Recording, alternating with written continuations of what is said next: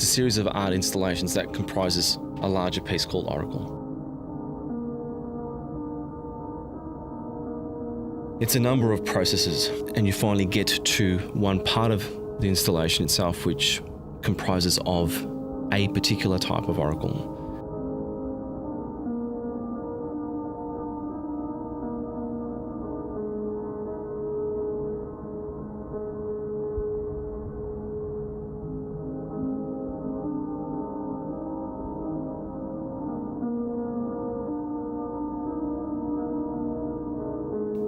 Initially, you design a question that you would like to pose towards an oracle or the oracle, any way you want to view it.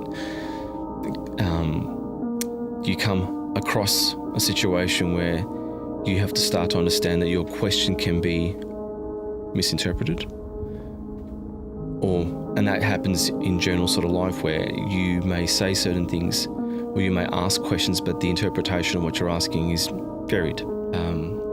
You're presented with a number of light sticks, and these light sticks at the moment aren't lit up, but there's actually a large wall which is full of plasma globes, and these plasma globes allow for what we call the generation of ions. You can't see these ions, but they're constantly flowing out of the plasma globes themselves, or the plasma balls rather. If the light stick or the light globe is brought close to the actual plasma balls, they'll light up, and that's because the ions are travelling into the light sticks. They're exciting the gases that are found in these light sticks, and they light up. With Into the Well I Look, you've now designed, or rather you've built your question. The whole point with most things in life is that you should be really reflecting on what you've just asked, because it's an important factor in life that you sort of ask yourself what was it you just asked. Essentially, because of this desire that we reflect, this installation piece is where you have an opportunity to reflect. And we've constructed this particular installation with soap films, and soap films are quite colourful, and that's purely down to the way light is reflected. So the connotation there is that please walk into an environment where reflection is a huge part of the role play, and at the same time please reflect on what you've actually asked. Alice and her brood, it references obviously Alice in Wonderland, where you're entering an area of hyperreality, and in this particular piece it's sort of trying to actually put across an area of confusion, doubt. You're not too sure whether you should ask the question, but you really want to, and you really have to, but you really don't want to.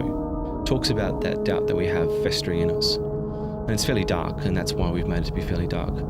But there's a bit of light right at the end of it, and as with most things that are sort of hyper-realistic, you've got something in the way which you just don't expect. And in this case here happens to be a piece of toasted bread. Ephemera Undone is actually quite a bit of a wild piece, in that when we ask a question, it can be misinterpreted, misunderstood, and you can reinterpret it in many, many ways, even by yourself, depending on where you are in life, whether 20 years have elapsed or not. And what we've actually done with this piece is it's purely made of a number of different types of plastic films which change colour depending on how light is interacting with them. And it's trying to symbolise the different interpretations of your question. So depending on where you're standing, depending on what you look at, there's a colour change which is associated with a different interpretation. So every colour represents a different interpretation. Everywhere you stand, you get a different interpretation. So essentially here, it's about your question being heard and understood in many different ways by many different people, including yourself in different parts of your life. With And the Lies Begin, the first oracle represents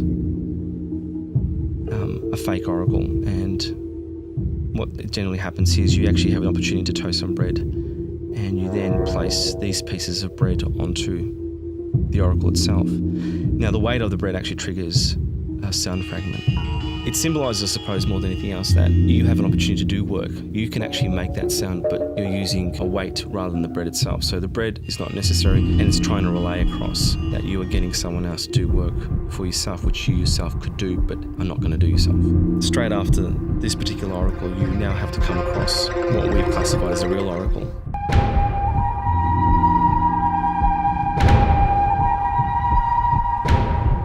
I have always been here is what we've called this one.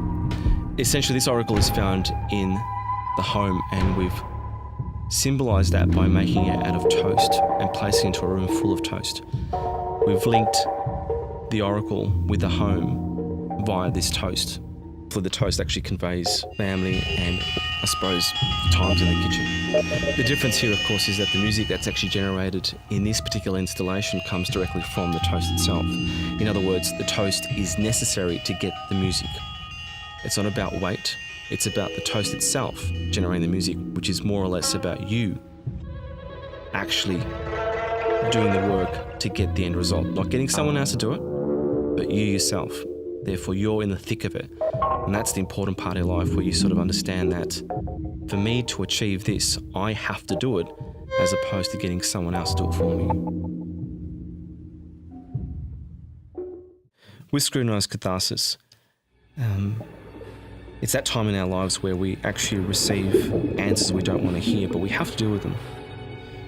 So in this particular installation, we've actually produced an area, or rather a location, which is full of fire and brimstone, and that's what sometimes we need to do. We need to walk through fire to get to the other side, and that makes us stronger, and that makes us better in some respects. So in this installation, we've got a large amount of bubbles that have been produced, which are full of hydrogen gas, and as they rise up, they are actually ignited to create a very large combustion reaction.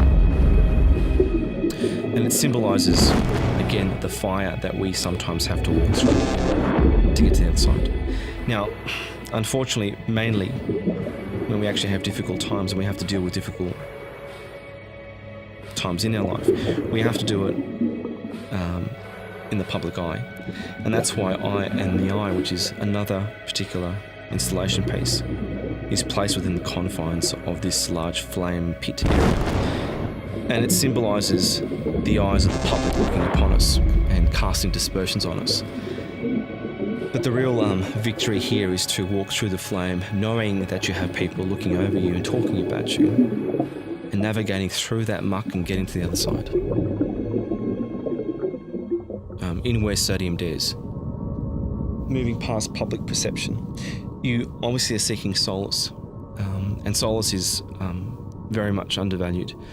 In this particular installation, it's a very quiet area which is coloured bright yellow.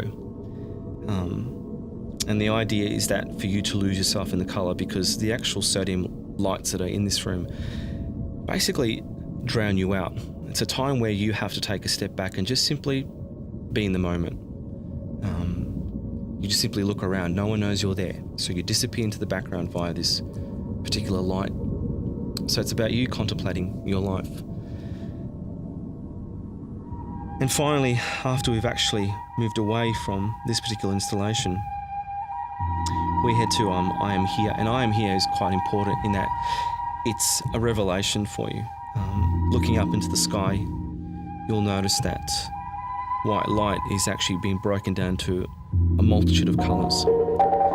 And everywhere you look, you'll see different fragments of light, different colours emanating.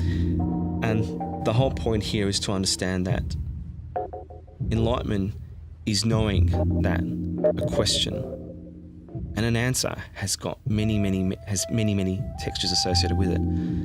You're never going to receive one answer. You're never going to ask one question. Your question itself is multiple. The answers themselves are many as well. You need to understand that before you can actually ask legitimate questions of yourself and receive legitimate answers from yourself.